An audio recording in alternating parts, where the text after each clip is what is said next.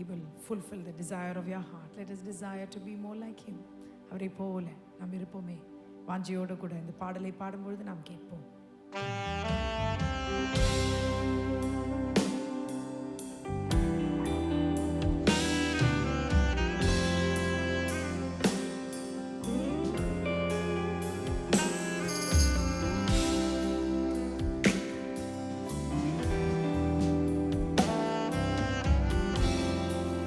கரங்கள் உயர்த்தினபடி பாடலாமா?